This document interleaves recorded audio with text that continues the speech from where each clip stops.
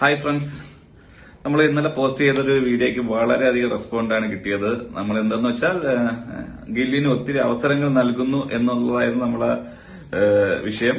അപ്പം ഒത്തിരി കമന്റ്സും കാര്യങ്ങളും പേഴ്സണലായിട്ടൊക്കെ ആൾക്കാർ പറഞ്ഞിട്ടുണ്ടായിരുന്നു സഞ്ജുവിനാണ് മെരിറ്റ് വേണ്ടത്.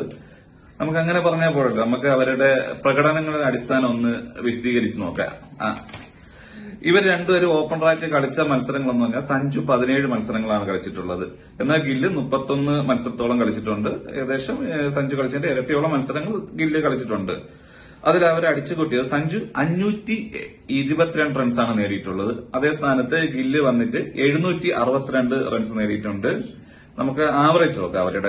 അവരുടെ ആവറേജ് എന്ന് പറഞ്ഞാൽ സഞ്ജുവിന്റെ ആവറേജ് 32.262 ആണ്.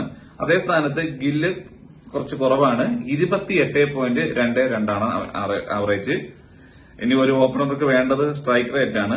സഞ്ജുവിന്റെ സ്ട്രൈക്ക് റേറ്റ് എന്ന് പറഞ്ഞാൽ 178.8 അതേ സ്ഥാനത്ത് ഗില്ലിനാണെങ്കിൽ 140.86 ഉള്ളൂ. വളരെ കുറവാണ്. ഒരു വൺ ഡേ ഓപ്പണർക്ക് വേണ്ട സ്ട്രൈക്ക് റേറ്റ് ഉള്ളൂ. 2020 വരുമ്പോൾ ആ സ്ട്രൈക്ക് റേറ്റ് കുറവാണ്. പിന്നെ ഒരു 50 ഫിഫ്റ്റീസ് ആരാ കൂടെ അടിച്ചെന്ന് നോക്കാം.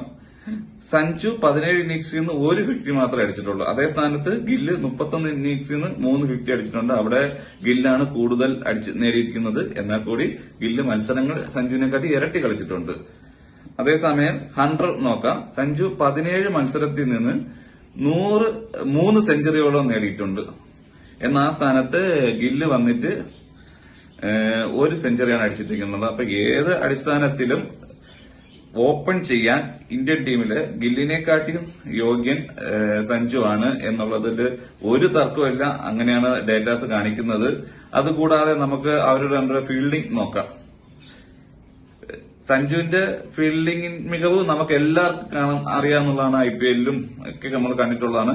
അതിന്റെ തൊട്ടടുത്ത് പോലും നമുക്ക് ഗില്ലിന്റെ ഫീൽഡിംഗ് എത്തുന്നില്ല. പിന്നെ സഞ്ജുവിനെ ഉൾപ്പെടുത്തുകയാണെങ്കിൽ ഒരു കീപ്പിംഗ് ഓപ്ഷനാണ്. മെയിൻ കീപ്പറാണ്. ഗില്ല് കീപ്പിംഗ് ചെയ്യുന്നില്ല. അപ്പൊ അത് താരതമ്യപ്പെടുത്തിയിട്ട് കാര്യമില്ല. അടുത്തൊരു ക്യാപ്റ്റൻസി മെറ്റീരിയലാണ് സഞ്ജു. ഗില്ല് ഓൾറെഡി ക്യാപ്റ്റൻസി ചെയ്യുന്നുണ്ട്.